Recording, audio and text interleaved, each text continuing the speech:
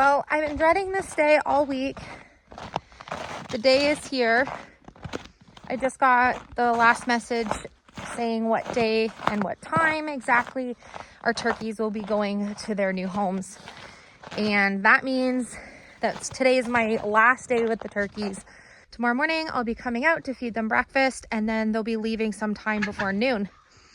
So I thought I would prepare them a nice little snack to take out. I'm going to spend some time with them. And then tomorrow they're going to go to a new farm. Hi, lovelies. You having a good day? You guys are so lovely. Hi, Sven. Or I think you're Sven. Just brought them some peas and bananas and some romaine lettuce. I already brought them out, like their meal and stuff earlier, but I'm just bringing them out some treats that they can enjoy this afternoon. So we have 6 hens and Sven.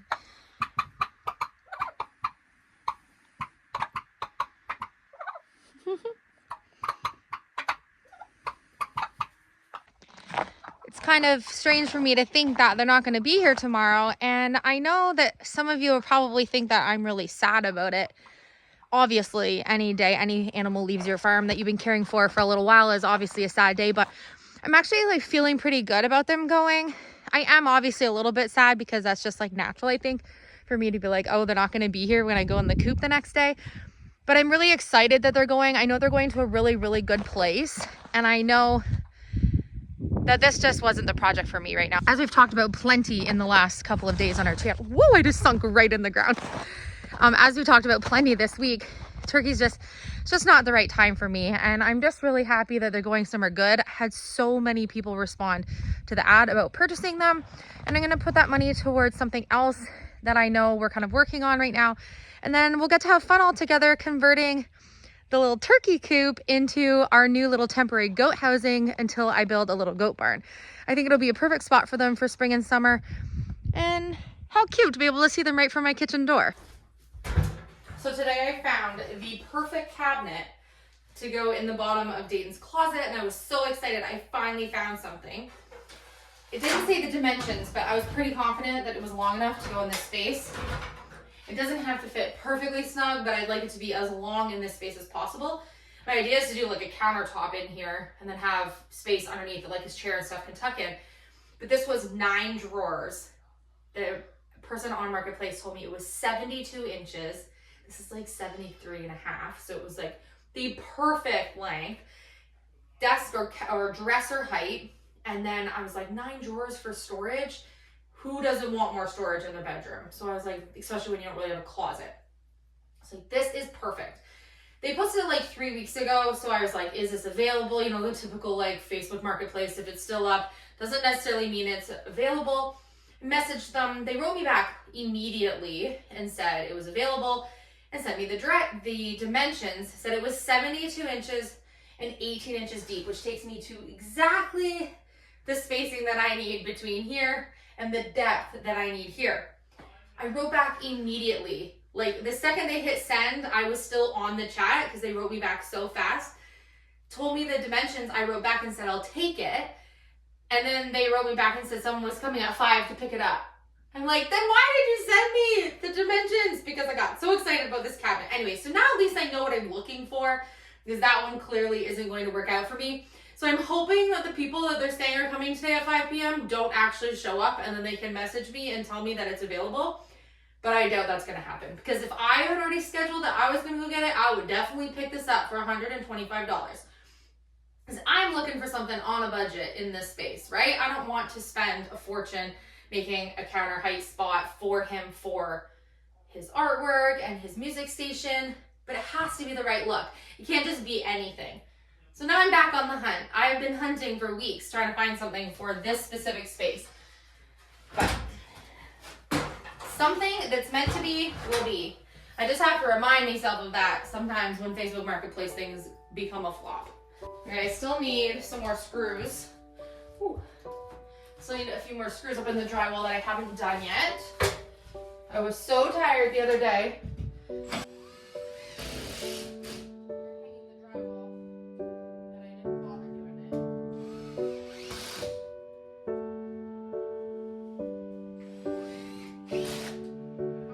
if I'm ever gonna get this room finished being puttied and ready for paint, I better do it now.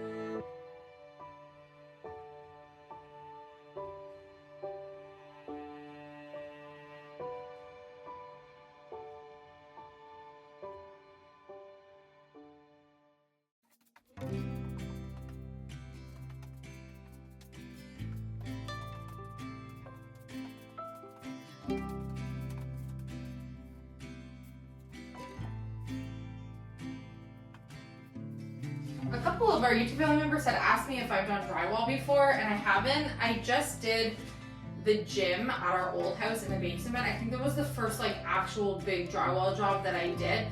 Didn't look perfect, but it was good enough. Basement home gym, it was fine. I think now that I did that, I have a lot more practice to know like not to overuse in the putty. It's better to do thinner applications of the putty with the painter, with the drywall tape, and then let it all dry, and then come back and do another thin one and let it dry, rather than thinking that I need to do a lot to like fill it in the first time. That only created more work for myself the last time. I also learned to get the putty that like settles faster and like is heavier, that drops down to the floor, and that saves me so much work. Honestly, I can't even tell you. We actually have to go get a new shop vac this week. Our shop vac, the motor is not working properly on it. And then I can get a lot more of this like rubble in all the floor creasings done. So I want to make sure that I grab a new shop vac before we start drywall sanding in here, because I obviously don't want to suck that up with my regular vacuum. Sweeping drywall putty is terrible, bad idea. It just swooshes it up into the air, and then you're literally dusting your house for weeks and weeks and weeks at a time after that. And it's really not that hard to do. Like, it's, if you can operate a spatula, you can do drywall putty. I'm also not using any drop sheets in here because this floor is so bad, and we're gonna be just really doing a huge clean of the floor, scraping up any rough edges, removing any nails and everything, and then we'll be putting in brand new flooring. So if I drop some putty, it's why I want to do this before we obviously install the floor. So I'm actually so glad there's no flooring in here for us to get started. I'm also glad that I figured out how to do the corners really easily. Okay, so I'm going to show you how I'm doing my corners. I applied putty. I'm just doing my own height here. So all of right here to the floor is putty. All of right here to the floor is putty. And it's just a thin layer. And then I'm going to take my drywall tape. The drywall tape has a seam that's already made on it that will help you to get it exactly in half. See how it's already pressed like that? So I just run my hands down with paper cutting myself, and now I have my corner shape. So I'm just going to go right from the floor into my corner, and I'm not even pushing it like super tight. I'm just going to very lightly run my finger down it just so that it will start to attach to what I've done on the sides. I'm going to get a little bit more of my putty on, and I'm just going to start at the top and lightly go over the tape. And your putty will help to make sure that it's in the corner well. And then I'm going to do it again on the other side. I'm going to get some of this off my knife. So I'm just going to start at the top and do a really thin layer of it. So I'm pushing against it, but I'm just doing it so that I'm spreading just a thin amount on my painter's tape. Now, if you're a professional drywaller, you might tell me that I did that completely wrong, and that's okay. This is working for me. I was able to make really smooth corners on the other corner, and sometimes you just gotta do it the way you can figure out how to do it.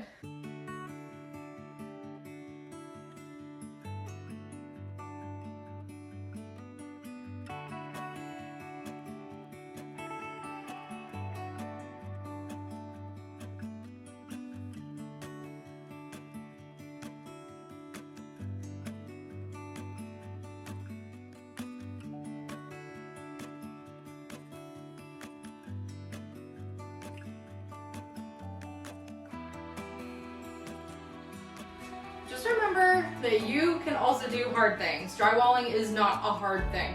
It looks intimidating. There's a whole bunch of YouTube videos on it. I'm sure that there are some professionals that do YouTube videos on it, but honestly, you really can't mess it up that badly. If you can get the rectangles on the wall and you can put some screws in using a drill and you can work a little scraper like this, you can definitely do your own drywall. I guess the biggest mistake you can make would just be that it will take you more time to drywall, to sand all of the drywall, because if you overdo it on the putty, you're gonna take more time sanding. I don't consider that a fail. Sometimes it's worth spending more time doing something and doing yourself than paying somebody to do it. Where we live so far in the middle of nowhere that paying someone a travel fee to come out and do this bedroom would cost me hundreds, if not several $1,000s. And it's something that doesn't have to be perfect. It's not like a showroom or something. If it's not immaculately drywalled, I think we're all gonna be okay. So I'm taking this under my own wing and just doing it. And honestly, it's kind of fun. I think my mindset on drywall has actually changed this week, because last week I was complaining and procrastinating doing the drywall. Now that I've got the drywall going and I see how much is already transforming this room, I'm realizing that I'm excited to do the drywall. So I guess it's just all in how you look at things. Plus I'm pretty sure it's helping me to forget that the turkeys are leaving tomorrow. It's a good distraction.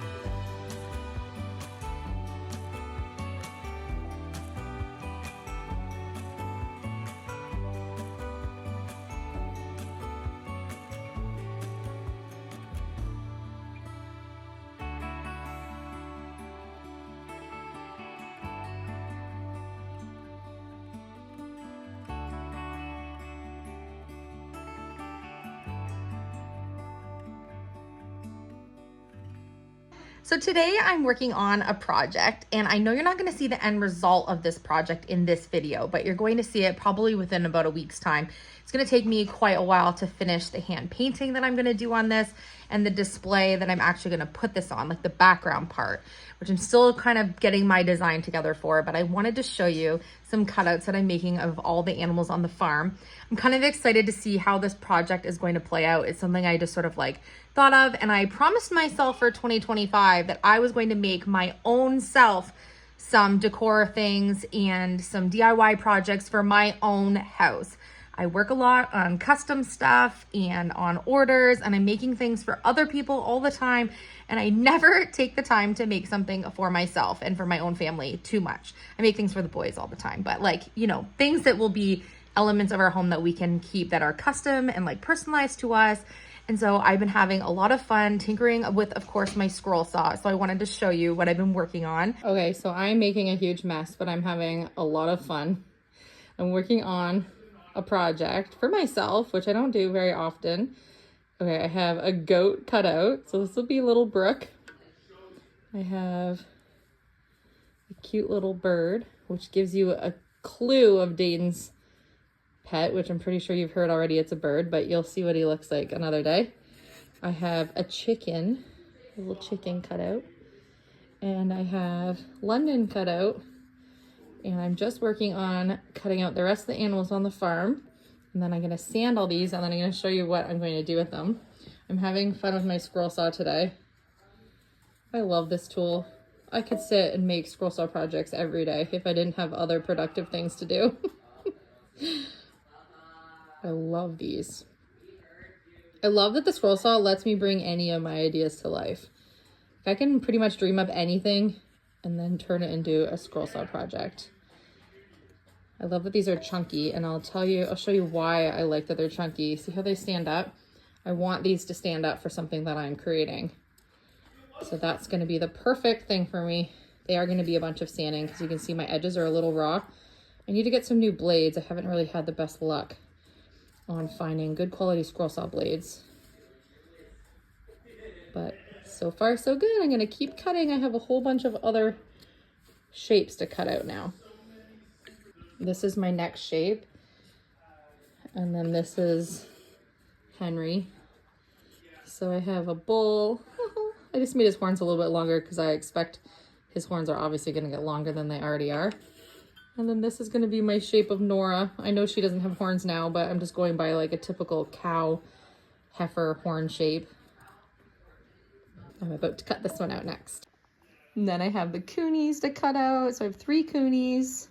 I'm going to do 2 chickens, just our 2 OG girls that made it through the bobcat attack. I'm gonna paint those. And because we're getting more goats, I know we are getting 3 more goats in the next month. So I have 3 more goats to cut out. And of course, I can't forget the Bassets. So I have Gunnar, Novi, and Finn. And I want to do the 2 Bengal kittens. These are so cute. I'll probably have one face one way and one face the other since I'm using the same shape for both cats. Or maybe I'll make the tail shape different once I actually draw it on. And I can't forget about Hudson.